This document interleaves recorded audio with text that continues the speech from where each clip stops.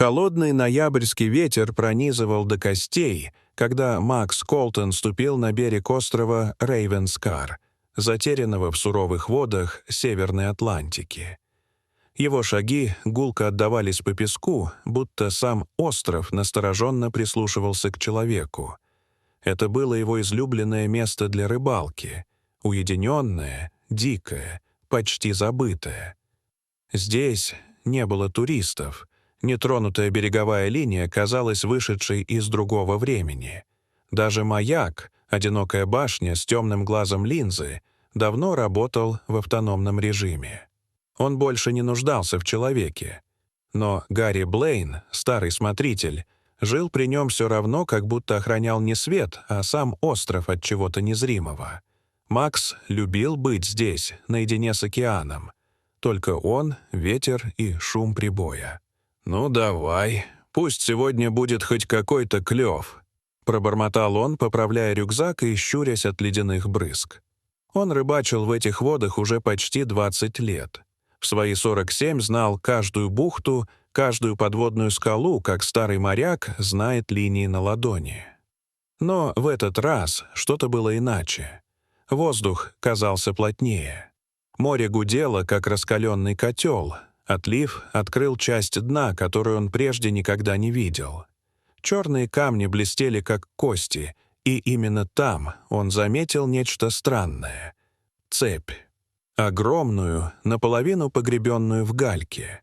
Она тянулась от берега вглубь, теряясь под водой. Звенья, каждая толщиной с его руку, были покрыты ржавчиной, водорослями и налетом времени. Он присел, провел рукой по металлу. Цепь была древней, настолько старой, что металл крошился под пальцами, как сухая кора. Но главное, она не двигалась. Приливные волны не колыхали ее, как будто она была привязана к чему-то неподъемному. «Вот черт!» — прошептал Макс и нащупал в кармане телефон. Он поднял его, пытаясь сделать снимки, но, как он и ожидал, сигнала не было. Внезапно сзади послышались шаги, медленные, скользящие по камням. Макс резко обернулся. К его облегчению и тревоге на берегу стоял Гарри Блейн. Пожилой, угрюмый, молчаливый. Единственный постоянный житель острова. Он хмурился, как будто знал, что Макс найдет цепь. «Гарри, смотри сюда!» — окликнул Макс, отступая от цепи. Старик подошел ближе, взглянул на находку, и его лицо побелело. Он вытер ладонь о куртку и тихо выдохнул. «О, Господи!» «Ты что-то знаешь?» Макс чувствовал, как сердце глухо стучит в груди. «Я живу тут почти 35 лет, Макс, и скажу тебе, лучше бы ты ее не нашел», — ответил Гарри. Макс нахмурился. Гарри опустил взгляд на цепь, словно опасался, что она его услышит, и сказал, «Потому что Рейвенскар — непростое место. Во время войны, в 43-м, нацисты заняли остров. Считали его стратегической точкой. Радиомолчание, никаких карт, никаких докладов. Когда союзники вернулись, было уже поздно. Они что-то оставили, что-то темное». Макс ничего не ответил. Он чувствовал, как беспокойство сжимает горло, но и любопытство не отпускало. В тот же вечер, вернувшись в свой домик, он долго сидел у окна, глядя на бушующее море. Потом, преодолевая сомнения, позвонил в береговую охрану. И понял, обратного пути уже нет. Ответ пришел быстро. Через сутки на Рейвенскар прибыл вертолет. Его лопасти разгоняли туман, как нож, рассекающий плоть. Из него вышла капитан Элис Морган, командир разведывательного подразделения береговой охраны. С ней были лейтенант Рональд Стивенс, водолазы Лукас Вирт и Николь Эстевес, а также инженер-техник Эдди Грант. Все выглядели серьезно, собранно, как будто шли на боевое задание. Макс провел их к находке. К тому моменту отлив стал еще сильнее, и цепь виднелась почти полностью. Она уходила далеко, и под водой в просветах уже угадывались очертания огромного корпуса.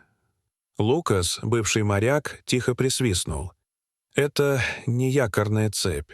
Это линкор. Судя по масштабам, немецкий. Вроде бы класса «Нибелунг». Экспериментальный». Элис напряглась. Если это так, тогда на дне не просто обломки. Это может быть оружейная платформа. Или нечто хуже. Гарри подошел, нахмурившись. «Я вам вот что скажу», — мрачно сказал он. «Если вы туда полезете, вы не просто рискуете. Вы потревожите то, что лучше оставить в покое». Но водолазы уже готовились к погружению. Через полчаса Лукас и Николь погрузились под воду. Океан сомкнулся над ними, как тяжелая занавесь. Макс стоял на берегу рядом с Элис и Гарри, слушая рацию. Сначала тишина, только потрескивание эфира. Затем голос Лукаса. Глубина 40 метров. Цепь уходит вниз почти отвесно. Вижу корпус, он огромный. Поврежден, но держится. Входим внутрь. Пауза. Потом голос Николь. «Капитан, это не просто корабль. Это лаборатория. Тут контейнеры. Химические. И, возможно, биологические. Уходите оттуда. Немедленно. Это приказ». Голос Элис стал ледяным. «Подождите. Мы нашли документы. Герметичный контейнер. Забираем и выходим», — сказала Николь, но внезапно треск, резкий шум, искажение сигнала. «Обрушение! Мы зажаты, кислорода максимум на час!» Голос Николь дрожал. «Черт!» — выругалась Элис. «Эдди, снаряжайся. Берешь запасные баллоны и вниз. Быстро!» Инженер кивнул и уже через 10 минут скользил в холодную воду. Макс наблюдал, как волны вновь поглощают спасателя. Гарри стоял с каменным лицом. «Мой отец был тут в 44-м», — тихо сказал он.